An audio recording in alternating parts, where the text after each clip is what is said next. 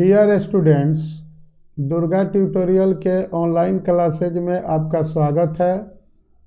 आज हम आपको पढ़ाने जा रहे हैं समानांतर श्रेणी यानी एपी का दूसरा भाग। इसके पहले हम आपको पहला भाग पढ़ा चुके हैं। इस भाग में हम आपको एपी के n पदों के योगफल पर आधारित प्रश्न और उनके उत्तर की जानकारी देंगे। तो आइए शुरू करते हैं हम आज के पढ़ाई को। ये आप स्क्रीन के ऊपर देख रहे हैं, एपी के n पदों के योग का यह सूत्र है। Sn is equal to n by 2a plus n-1 into D. ध्यान दीजिए, ये S जो है सम का पहला अक्षर है, n जो है वो नंबर ऑफ टर्म्स है, a जो है वो प्रथम पद है और d जो है वो सार्वंतर है। आगे बढ़ते हैं और कुछ उदाहरणों के द्वारा हम आपको समझाने का प्रयास करते हैं। ये ध्यान दीजिए, आपके सामने एक समानांतर श्रेणी है। 2, 7, 12 इसके 10 पदों का योगफल आपको ज्ञात करना है। सबसे पहले हम नोट करेंगे प्रथम पद a बराबर 2 है। अब सार्व अंतर निकालने के लिए हम लोग दूसरे पद में से पहला पद को घटाएंगे। ये दूसरा पद है 7, पहला पद है -2, दोनों का अंतर हुआ 5। n तो आपको दिया हुआ है कि आपको 10 पदों का योगफल ज्ञात करना है। फिर अब हम सूत्र में उसको सेट करेंगे। S 10 बराबर हो जाएगा 10 बटा 2, 2 गुना 2, 10 घटा 1 गुना 5। आगे बढ़िए, ये 10 2 से 10 को काटाए, आपको बचा 5, 2 में 2 का गुना किए 4 और 10 में से 1 घटाए 9 गुना 5। आइए अगले स्टेप में, ये हो गया 45, इनका गुणनफल। 4 और 45 को जोड़ना है और 5 से गुना करना है। 5 गुना 49, ये हो गया 245। यही आपका आंसर हो गया। बढ़ते हैं आगे। ये 12 पदों तक इस श्रेणी का योगफल आपको ज्ञात करना है। यहाँ पर a बराबर है -37, b बराबर है, दूसरा पद निकालेंगे तो -33 है दूसरा पद, तो इस d निकालेंगे तो -33 में से -37 को घटाएंगे, अंतर होगा 4। पदों की संख्या 12 है। फिर इसको सूत्र में सेट कर देंगे। 12 बटा 2, 2 गुना -37 प्लस 12 घटा 1 गुना 4 हुआ। ये 12 बटा 2 के लिए 6 लिख देंगे। 37 में 2 का गुना करेंगे, माइनस है इसलिए -74 होगा। 11 गुना 4 होगा। अगले स्टेप में इसको करेंगे -74 जोड़ 44 और ये 6 से गुना है तो 6 गुना हो गया -30, आंसर होगा -180। आगे बढ़ते हैं। ये अगले सवाल पर विचार करते हैं। स्क्रीन के ऊपर आपको सवाल नज़र आ रहा है। यहाँ प्रथम पद a बराबर है 0.6, दूसरा पद है 1.7। अब d निकालेंगे। 1.7 में से 0.6 को घटाएंगे, 1.1 होगा। पदों की संख्या n बराबर आपको 100 है, 100 है। अब हम Sn के सूत्र में S 100 बराबर हो जाएगा 100 by 2, 2 into 0.6 plus 100 minus 1 into 1.1। ये आपको हो जाएगा 50। ये हो जाएगा, गुना कीजिएगा, इसका गुणनफल हो जाएगा 1.2 और ये 100 में से 1 जाने पर 99 हुआ। 1.1 से गुना करेंगे। अगला स्टेप हमारा हो जाएगा, ये देखिए, ये आपका गुणनफल हो गया 1.2 को जोड़ेंगे और ये 50 तो बाहर रहेगा ही। अब हो जाएगा आपका 50 गुना 110.1, अंतिम गुणनफल 5505 प्राप्त हुआ। यही आपका आंसर हो गया। आगे बढ़ते हैं।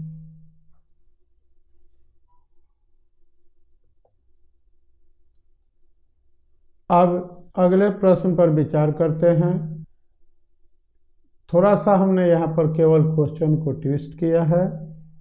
ये देखिए a बराबर हो जाएगा आपको 1/15, दूसरा पद 1/12 है, उसमें से 1/15 घटाएंगे d मिल जाएगा, 1/60 हो जाएगा।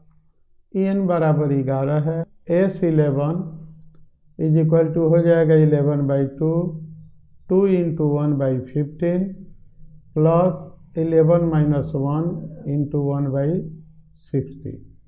ये आपका कैलकुलेशन देखिए, 2/15 अंदर हो जाएगा, 10 गुना 1/60 हो जाएगा, 11/2 आपका बाहर रहेगा, 2/15 और ये हो गया कट के 1/6, दोनों को जोड़ दिए, अंदर वाले को 9/30 आया। फाइनल गुना किए 33/20 आपका आंसर हो गया। आगे बढ़ते हैं। ये देखिए एक और सवाल, 34 जोड़ 32 जोड़ 30 अप टू 10। यहाँ ध्यान दीजिए, यहाँ पर d आपको डायरेक्ट निकल जाएगा, लेकिन s का मान आपको डायरेक्ट, n का मान आपको डायरेक्ट नहीं दिया हुआ है। पहले आपको n का मान निकालना होगा। तो ये देखिए यहाँ a बराबर हो गया आपको 34, d बराबर हो जाएगा 32 - 34 - 2, और ये आपका हो जाएगा 10 जो हो जाएगा nवां पद हो जाएगा, an बराबर 10 हो जाएगा।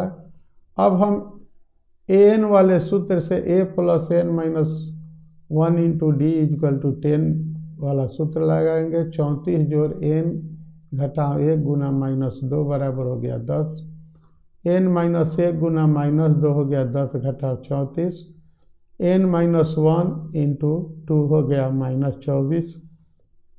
n का मान आपको आ जाएगा 13। अब हम Sn का मान एक नए सूत्र से निकालेंगे। ये ध्यान दीजिए, Sn बराबर n/2 a + l, l अंतिम पद है। तो यहाँ पर ध्यान दीजिए, पहला पद 34 है और अंतिम पद आपको 10 है। तो अब यहाँ पर सबका मान डाल देंगे। ये हो जाएगा आपको 13/2, 34 जोड़ 10, 13/2 गुना 44, ये 44 आपका कट जाएगा। 13 गुना 22 का गुणनफल 286 हो जाएगा। यही आपका आंसर होगा। आइए अगले सवाल पर विचार करते हैं। a बराबर -5, d बराबर हो जाएगा -8 घटाओ -5 -3 हो जाएगा। an आपको हो जाएगा -230। an का सूत्र लिखेंगे a जोड़ n - 1 × d बराबर -230। सभी मानों को रख देंगे, ये आपको समीकरण मिलेगा। n - 1 × -3 बराबर हो जाएगा 225 के। n - 1 हो जाएगा -225 में -3 का भाग देंगे 75। n बराबर हो जाएगा आपको 76। अब हो जाएगा S 76 बराबर 76/2 -5 -230। 76 2 से कटेगा 38 आ जाएगा, और ये जोड़ेंगे तो -235 आ जाएगा। इनका गुणनफल हो जाएगा 8930। यही आपका आंसर हो जाएगा। आगे बढ़िए। किसी एपी के प्रथम और अंतिम पद क्रमशः 17 और 350 हैं। यदि सार्व अंतर 9 है तो इनमें कितने पद हैं और इनका योग क्या है। आइए, a बराबर 17, an 350, d 9। सबसे पहले हम लोग n का मान निकालेंगे इस सूत्र से। यह रहा सूत्र, आपको स्क्रीन के सामने सूत्र रहा। ये देखिए, an बराबर a + n - 1 × d। इसमें सभी मानों को रख दिए। 350 बराबर 17 जोड़ n घटाव 1 गुना 9। अब हम इसको जो है 17 को 17 जोड़ n माइनस 1 और ये 9 है, तो ये देखिएगा -1 में 9 का गुना होगा, -9 आएगा और ये 9n आएगा। 17 में से 9 घट जाएगा, ये 8 प्लस 9n हो जाएगा। अब हम 350 में से इस 8 को घटाएंगे, n बराबर हो जाएगा 342 अब बटा 9 यानी कि 38। अब हम आसानी से n पदों का योग s 38 बराबर हो जाएगा 38 बटा 2। ये पहला पद 17 और अंतिम पद 350। 38 का आधा हो जाएगा 19 और इनका योगफल हो जाएगा 367। 19 गुना 367 का गुणनफल हो जाएगा 6973। यही आपका आंसर होगा। आगे बढ़िए, अगला सवाल लेते हैं। प्रथम 40 धन पूर्णांक जो 6 से विभाज्य है उसका योगफल आपको निकालना है। यहाँ ध्यान दीजिए, जिस संख्या या अंक से विभाज्य होता है वही आपका सार्वंतर बन जाता है। प्रथम 40 पूर्णांक की बात है तो n बराबर 40 हो जाएगा। अब हमको यहाँ पर प्रथम पद हो जाएगा आपको 6, d हो जाएगा 6 और n हो जाएगा 40। n पदों का योग वाला सूत्र लगा देंगे जो आप अभी तक कई सवाल से बना चुके।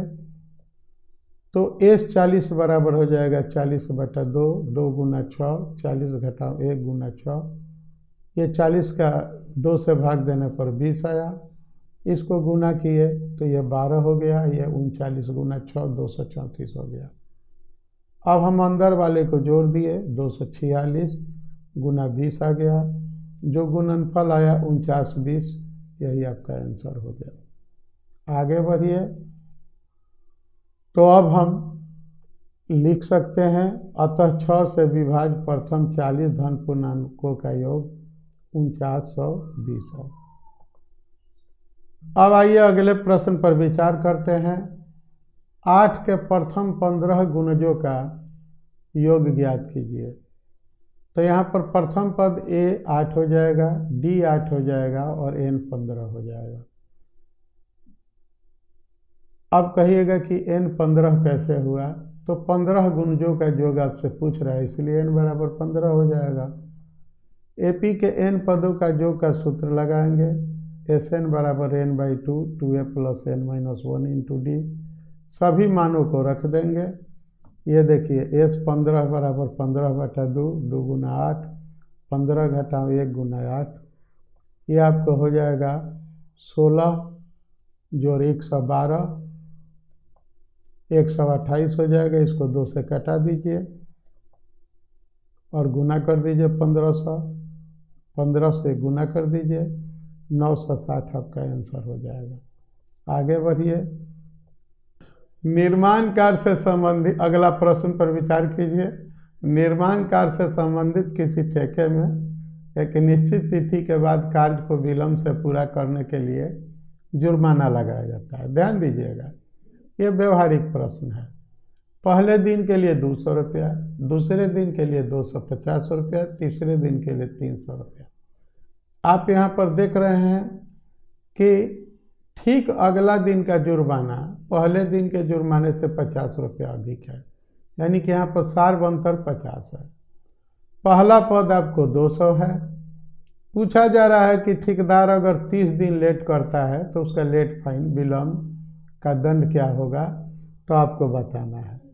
तो ये देखिए, ये समानांतर श्रेणी बन जाएगी। a बराबर 200, d बराबर 50, n बराबर 30। n पदों का योग वाला सूत्र लगाइए, सबका मान रख दीजिए। 30 बटा 2, 2 गुना 200 और 30 में से 1 जाएगा तो आपको 29 होगा। 50 से गुना कर देना है, 1450 हो जाएगा। ये 400 हो जाएगा। 15 से गुना करना है दोनों के योगफल में। ये हो गया 1850 गुना 15, 27,750 रुपया हो गया। आगे बढ़ते हैं। किसी स्कूल के विद्यार्थी हैं, सभी विद्यार्थियों को कुल 7 नगद पुरस्कार दिया जाता है। पुरस्कार की कुल राशि 1700 रुपया है, यानी कि यहाँ पर एन 7 है और एस एन आपका 1700 है। यदि प्रत्येक पुरस्कार अपने से ठीक पहले वाले पुरस्कार से 20 रुपया कम है, यानी यहाँ पर सार्वंतर 20 का है। मान लीजिए पहला पुरस्कार 100 है, दूसरा क्या हो जाएगा 20 का अंतर होगा। कुल राशि आपको हमने बता दिया 700 रुपया है, सार्वंतर जो है 20 है। तो अब आपका ये हो जाएगा इस तरह से x minus 20, x minus 40, x minus 60, x minus 80, x minus 100, x minus 120, 700 हो जाएगा। अब 700 x माइनस 420 बराबर 700 हो जाएगा। 7x 1120 हो जाएगा। x बराबर 160 रुपया हो जाएगा, यानी प्रथम पुरस्कार 160 हो जाएगा।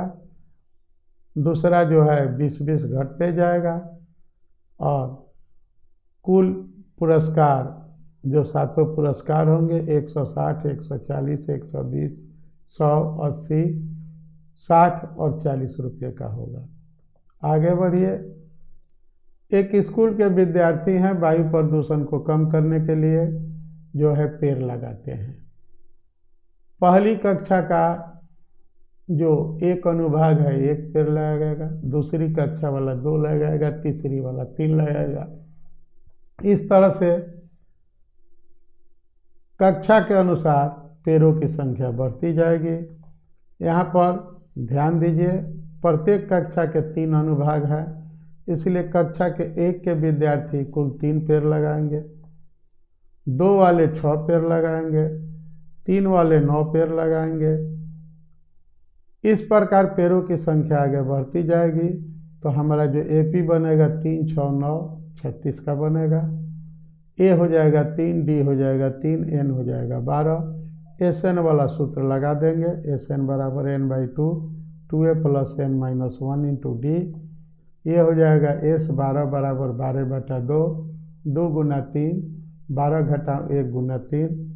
ये देखिए 12 का आधा 6 हो जाएगा, 2 में 3 का गुना किए 6 हो जाएगा, 12 में 1 घटा के 3 से गुना किए 11 गुना 3 33 हो जाएगा, और 6 में 39 का गुना कर देंगे जो 234 आपका आंसर आ जाएगा। इस प्रकार कुल पेड़ों की संख्या 234 होगी। ये 200 लट्ठों की ढेरी को इस रूप में रखा जाता है कि सबसे नीचे की पंक्ति में 20 लट्ठे, उसे अगले पंक्ति में 19, उसे अगली पंक्ति में 18। इस तरह से लट्ठों को, लट्ठा मतलब ये लकड़ी की जो बेलनाकार टुकड़े बनाए जाते हैं उनको कहा जाता है। इनको जो है एक दूसरे के ऊपर सजा कर रखा गया है, चित्र में आप देख रहे हैं।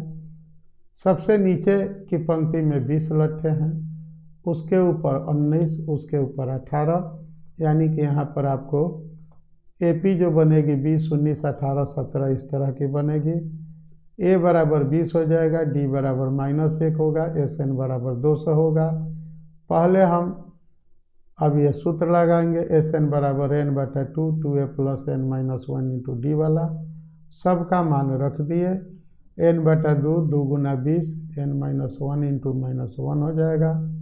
ये 400 बराबर हो जाएगा एन गुना 40 घटा एन जोड़ 1। ये देखिए 41 घटा एन स्क्वायर आपका दायां पक्ष हो जाएगा, 400 बायां पक्ष हो जाएगा। सबको एक तरफ लाएंगे, एक समीकरण मिलेगा, द्विघात समीकरण। एन स्क्वायर माइनस 41 एन जोड़ 400 0। हम लोग गुणनखंड करते हैं मध्य पद को 2 भागों में तोड़कर। यहाँ पर मध्य पद को तोड़ेंगे। आप द्विघात समीकरण वाले चैप्टर में चाहें तो इस तरह के गुणनखंड वाले समीकरणों को कैसे हल किया जाता है जाकर देख सकते हैं। यहाँ पर गुणनफल 400 होना चाहिए, जोगफल 41 होना चाहिए। 25 और 16 उपयुक्त अंक है। हमने इनका गुणनखंड किया, अंतिम गुणनखंड मिला n-16 इंटू n-25। n का मान 2 हो सकता है, 16 या 25। ध्यान दीजिए यहाँ पर कुल 20 ही ढेरिया है। इस तरह से हम लोग 25 को अस्वीकृत मानेंगे। लठों की संख्या, यहाँ पर पंक्तियों की संख्या हो जाएगी आपको 16। 16 ही मान्य आंसर होगा, 25 आंसर मान नहीं होगा। आपको दिखा भी दिया गया है कि जब n का मान 16 होता है तो क्या स्थिति आती है, और n का मान 25 रखने पर असंभव स्थिति आती है, जो आप स्क्रीन के ऊपर देख रहे हैं। अतः 200 के लट्ठे में 16 पंक्तियों में इनको सजाया गया है और प्रत्येक पंक्ति में 5 लट्ठे हैं आपको। इसी के साथ हमारा आज का यह लेक्चर कंप्लीट होता है। इस वीडियो को देखने के लिए हम आपको धन्यवाद देते हैं और मेरे तरफ से थैंक यू भी। पसंद आए लाइक करें और पसंद आए शेयर करें। हमारे चैनल को अब तक आपने सब्सक्राइब नहीं किया है तो सब्सक्राइब करें, ताकि किसी भी वीडियो की सूचना आप तक शीघ्र पहुंच जाए। और कोई सुझाव शिकायत हो तो कमेंट ज़रूर करें। आपका कमेंट हमारे लिए बहुमूल्य है, इसलिए कमेंट करना न भूलें। फिर से एक बार हम आपको थैंक यू कहते हुए अगले वीडियो में मिलने का वादा करते हैं।